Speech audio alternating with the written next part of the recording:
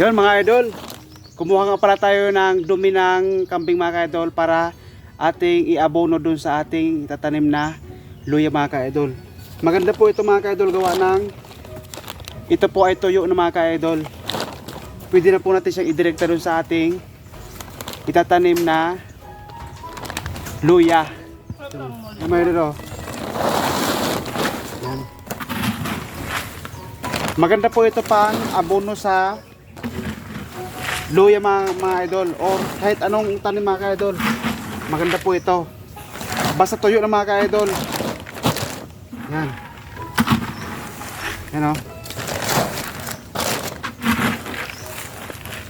Napakamabisang abono mga idol, organic na organic. Yan, oh.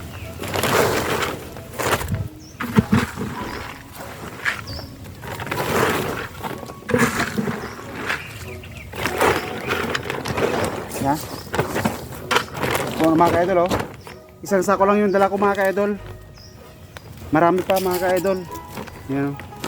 Isang sako na.